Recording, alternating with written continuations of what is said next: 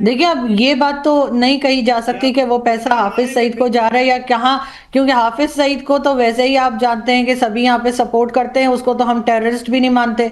इसी वजह से इमरान खान जेल में है, लेकिन हाफिज सईद अपने घर में बैठा हुआ है आराम से। और हमने एफएटीएफ को बेवकूफ बनाने के लिए या कह लीजिए उल्लू बनाने के लिए कह दिया है कि जी हाफिज सईद जो है वो अरेस्ट किया गया है ताकि हम एफएटीएफ से निकल आए। लेकिन अब प्रॉब्लम ये कि इंटरनेट की वजह से और इंटरनेशनल मीडिया की वजह से हमारी ये नौटंकियां ज्यादा चलेंगी नहीं। अब हाफिज सईद जो है, अगर हमने उसके ऊपर सही कार्रवाई की होती तो यकीनन आज जैसे कर्नल शैलेंद्र वहां इंडिया में बच्चों की नजर उतार रहे हैं, वो यकीनन पाकिस्तान के बच्चों की भी तारीफ करते। तमाम पाकिस्तान के बच्चे ऐसे नहीं है जैसे हाफिज सईद। अच्छा हुसैन साहब, आप कुछ बोल रहे थे, आरजू जो कह रही थी भाई ऑपरेशन सिंदूर में भारत ने तो आतंकियों को ही मारा, अब वो पैसा अगर जाएगा जो लोग मारे गए तो यानी आतंकियों को पैसा दे रही है आपकी पाक की क्रिकेट टीम।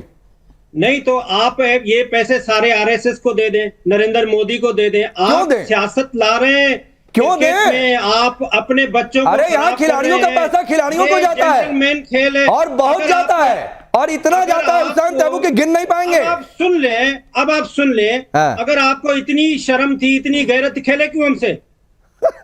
हाथ नहीं मिलाना, ये नहीं मिलाना। आपको जो आपकी एडवर्टाइजिंग कंपनीज हैं, जो आपके मीडिया फर्म्स हैं, वो पैसे कमाते हैं, अवाम को पागल बनाते हैं। ये अरे करण वर्मा आपको रिप्लाई कर रहे हैं, जरा सुनिए हुसैन तैबू क्यों खेले। हुसैन तैबू देखिए, पाकिस्तान को जलील करने का हम कोई अवसर नहीं छोड़ते हैं। हमें जहां मौका मिलता है पाकिस्तान को जलील करने का, कल भी हमने किया, 3 बार लगातार किया पिछले 15 दिन में, तो उससे मजा आया कि नहीं आया? आप लोग बता दो भाई। ये जलील करना तो बनता है भाई आपको, तो इसमें क्या बुरा मानने वाली बात है भाई? और आप अक्सर होते रहे हो, आप पिछले 70 साल से जलील होते रहे हो, कभी जंग के मैदान पे, कभी क्रिकेट के मैदान पे, कभी आटे की बोरी के लिए आप लोग सब लड़ते हो, कभी गधे बेचते हो चाइना को, खुद कुछ अपने लोग भी बेच देते हैं, गधों के साथ साथ अपने लोग भी बेच देते हैं। एक बार इरशाद भी चले गए थे वहां। अरे इरशाद आए क्या? इरशाद भी चले गए थे चाइना। नहीं, इरशाद के साथ तो ये अलग स्थिति है करण वर्मा की, आप जो है आटे की बात कर रहे हैं, उनका डेटा भी गायब हो जाता है। ना आटा उनके पास है, ना डेटा उनके पास है, बीच बीच में गायब होते रहते हैं। नहीं, वो आटे की बोरी असल में जब आती है ना, तो ये भी लाइन में लग जाते हैं लेने के लिए। अच्छा, आटे की बोरी के लिए जब लड़ाई हो रही थी तो उसमें इरशाद जी की फोटो पाई गई थी। अच्छा, फिर जब गधे भेजे जा रहे थे चाइना, उसमें वो भी गलती से पैक हो गए थे। तो ये इनके साथ होती रहती है, इरशाद जी के साथ चीजें। आलिया आ रहा हूं, मेजर नदीम, आलिया शाह, सरहद हो या खेल का मैदान, और इतनी चुभी है कि आप देखिए हुसैन तैबू ने बोल ही दिया कि तरीका क्या है, हाथ भी नहीं मिला है, तरीका क्या है कि ट्रॉफी नहीं लेनी है। मतलब क्यों इतनी बेसब्री है हाथ मिलाने की कि ट्रॉफी हम ही देंगे, जबकि भारत के खिलाड़ी लेना नहीं चाहते?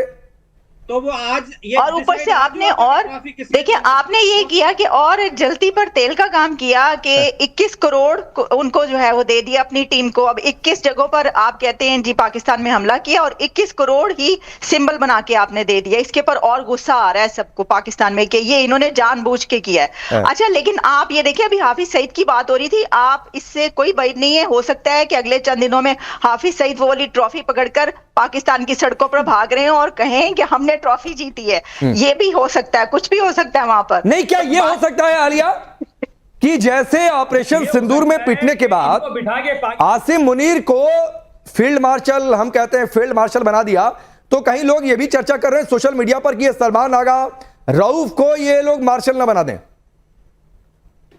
देखिए, जैसे मैंने कहा, होने को तो कुछ भी हो सकता है, लेकिन ये एक, मुझे ऐसा लगता है कि इसको भी चैलेंज किया जाएगा, और ये जो एक एक्शन है ना, इसके ऊपर काफी बड़ा एक्शन लिया जाएगा। इसके ऊपर रिएक्शन आएगा और ये पूछा जाएगा, इसके ऊपर फाइन होगा। जिस तरह पहले पेनल्टी आई है और फाइन हुआ है ना, जैसे हारिस रऊफ और इस तरह, तो ये जो ट्रॉफी का मामला हुआ है कि आप ट्रॉफी कैसे ले गए और क्यों ले गए, जबकि देखिए ट्रॉफी तो जैसे मैंने कहा किसी के बाप की जागीर तो है नहीं, ट्रॉफी तो विनर की होती है, उसको मिलनी चाहिए। आप कोई और तरीका इख्तियार करते या कम से कम, लेकिन ये ट्रॉफी चुराने की पुरानी आदत है ना आलिया शाह। ऑपरेशन सिंदूर में पीटे कई सारे एयर बेसेस अभी तक रिपेयर नहीं हो पाए। आतंकियों ने खंडार के आगे खड़ा होकर कहा कि देखो रे, ये मुरीदके में गिर गया, ये बहावलपुर में गिर गया, ये वहां के आतंकियों की बाइट है। इसके बावजूद क्या तो आसिम मुनीर को फील्ड मार्शल बना दिया। तो ये आदत है मेजर नदीम, ये आपके मुल्क की आदत है, और ये मानिए कि इससे आपके मुल्क का महिमा मंडन नहीं होता है, इससे आपके मुल्क का मान मर्दन होता है। ये इंडियन है, ये इंडियन है, ये पाकिस्तानी बनाकर आप दिखा रहे हैं दोनों खवातीन को। बताइए, पाकिस्तानी नहीं है, बताइए, ये इंडियन है। चलिए, ये आपने इनको झूठ पाकिस्तानी बना के दिखा रहे हैं। इन बच्चों को बताएं, बच्चों को बताएं कि पाकिस्तानी बेटा कौन है।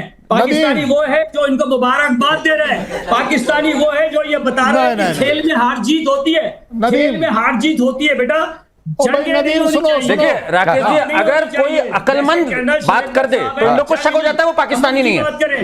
अकलमंदी और पाकिस्तान ऐसे ऑपोजिट हो गए हैं कि दो हमारे साथ अगर हैं मोहतरमा जो अकलमंदी की बात कर रही हैं तो ये कह रहे हैं वो पाकिस्तानी नहीं है। बताइए कहां पहुंच गया ये मुल्क। अकल की बात करना यहाँ टैबू है, वो जो टैबू है वहां जो बैठा है वो उसके हिसाब से वो टैबू है अकल की बात करना।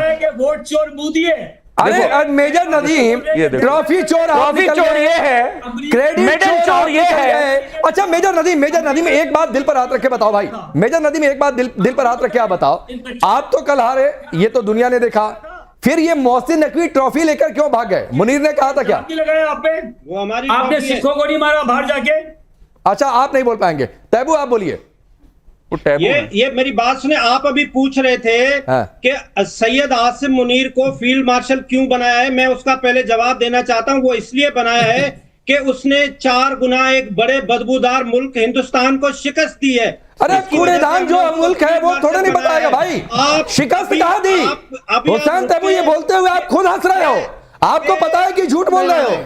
ये पीछे जो आपका झंडा है पाकिस्तान का, उसमें चांद लगा लेने से थोड़ी नहीं चांद पर पहुंच जाते हैं। अपने पास लेकर आ गए हैं because you don't deserve it. दूसरी बात आप ये कह रहे थे कि ये मोहसिन नकवी अचानक आ गया, क्या ये डिसाइडेड नहीं था? क्या ये आप क्यों अपने अवाम के आंखों में धूल झोंकते हैं? क्या ये डिसाइडेड नहीं था कि मोहसिन नकवी ने ही देना है? क्योंकि चैंपियन ट्रॉफी किसने देनी थी? तुम्हारे बाप ने देनी थी। अरे सुनो ना, अरे सुनो, छोटी सी बात बोलूं जरा। ये जो टैबू है ये बता रहा है हमने शिकस्त दी, ये अपने पजामे में नाड़ा बांधने लायक है नहीं, ये शिकस्त देगा भारत को। इतने मतलब यार शर्म आती है, कुछ शर्म भी बेच दी। ये पानी पीने के मोहताज हुए हैं, गधे बेच बेच के अपना खर्चा चला रहे, भारत को शिकस्त देंगे? बताओ ये नहीं, लेकिन हुसैन इनको बेच के कहा चोर बाजारी में हम लोग किनारे कर देंगे, पता नहीं चलेगा। कर्नल चैलेंज जिस भाषा पर हुसैन तैबू आ रहे हैं तो ये बौखलाहट है। नहीं। और ये पूरी दुनिया जानती है कि बाप कौन है और बेटा कौन है। यहां से निकले हो, हिंदुस्तान का एक टुकड़ा निकल गया, पाकिस्तान बन गया, तो बाप कौन है ये पूरी दुनिया जानती है। और ना सरहद पर और खेल के मैदान में भी हुसैन तैबू, तो अपनी बौखलाहट अपने पॉकेट में रखो। बोलिए कर्नल चैलेंज। हुसैन सुनो, ये जो बाप वाली बात कर रहे हो ना, हमारे पास बाप है, आपके पास बाप नहीं है। आपके पास बाप नहीं है ना, इसीलिए आप तड़प रहे हो, इसीलिए। और जहां तक आपके वो नदीम ने बोल दिया ना, वो दोनों पाकिस्तान की जो जाबाज बेटियां हैं उनके बारे में जो कुछ बोल दिया, मैं कहता हूं वो बड़ी सुंदर बेटियां हैं। और सुंदरता क्या होती है? सुंदरता होती है इंसानियत की, सुंदरता होती है सच्चाई की, सुंदरता होती है अपने देश पर अच्छी चीज करने की। नदीम तुम नहीं समझ पाओगे क्योंकि तुम्हारा खून जो है ना वो पाकिस्तानी नहीं रहा है। आप सच्चाई से मैं लाता हूं, आरजू को ही लाता हूं। आरजू मतलब पूरा पाकिस्तान अपने क्रिकेट खिलाड़ियों पर थूक रहा है, और थूक रहा है कि इतनी गंदे तरीके से जो मैच हाथ में था। और वाकई ये पूरे एशिया कप में पहली बार ऐसा हुआ कि पावर प्ले में पाकिस्तान का कोई विकेट नहीं गिरा और डोमिनेट कर रही थी पाकिस्तान की टीम। और पूरा पाकिस्तान थू कर रहा है इनके लीजेंड प्लेयर से लेकर कि मैच हारते कैसे, ये पाकिस्तान से सीख लिया जाए। और आप लोग थोड़ा सा आईना दिखा रहे तो कह लें आप तो पाकिस्तानी नहीं। देखिए इनके कहने से कोई फर्क नहीं पड़ता, सच्चाई तमाम दुनिया देख चुकी है और देख रही है कि पाकिस्तान की टीम किस बुरी तरह से हारी है। तीनों मैचेस हारे हैं, उसके बाद ये कहना जी हम तो जंग जीते। वैसे हमारे स्कूल और कॉलेजेस में जो बुक्स पढ़ाई जाती हैं उसमें हिस्ट्री भी गलत बताई जा रही है। हमें यही बताया गया था कि हम 1947 से लेकर आज तक सारी जंगें जीतते आए, जबकि बाद में हमें पता लगा कि हम तो सारी जंगें हारते चले आ रहे हैं। और अब जब हम बताते हैं तो इन्हें बुरा लग जाता है। कारगिल में क्या हुआ था सभी जानते हैं, 71 में क्या हुआ था, हमने मार खाई थी, लेकिन हम मानने को तैयार नहीं है। हम यहाँ पर अगर सच बोलेंगे तो ही शायद पाकिस्तान का कुछ भला हो पाएगा। अगर इसी तरीके से झूठी कहानियां सुनाते रहे तो यकीनन पाकिस्तान कहीं आगे नहीं बढ़ पाएगा और ज्यादा पीछे की तरफ चले जाएंगे। आलिया शाह और तैबू को रखिए जरा। आलिया शाह, तैबू बार बार ऐसे इशारा कर रहे हैं। अब रऊफ ने जो इशारा किया था, बुमराह ने विकेट लिया, जरा वो तस्वीर भी डाल दीजिए तो वो बताया कि भाई ऐसे ही जेट गिरता है। अच्छा, ये कोई सबूत पेश नहीं कर पाए ना ऑपरेशन सिंदूर में ना उसके बाद। यहां तो हमने 8-0 कर दिया एशिया कप में, और उधर कितने जीरो हुए वो तो बात की बात है। 6-0 जी देखिए, सबूत तो उन्होंने ये कहा था ना मिनिस्टर साहब ने कि जी सोशल मीडिया पर जो दिखाया है, सोशल मीडिया पे जाके देख लें। आप लोग फुटेजेस मांगते रहे, इनको फुटेजेस आपको देना चाहिए थी। लेकिन मैं एक बात ये कहना चाहूंगी कि इन्होंने फातिमा जिन्ना को भी गद्दार और काफिर कहा था। इन्होंने मिस्टर जिन्ना को भी गद्दार और काफिर कहा था।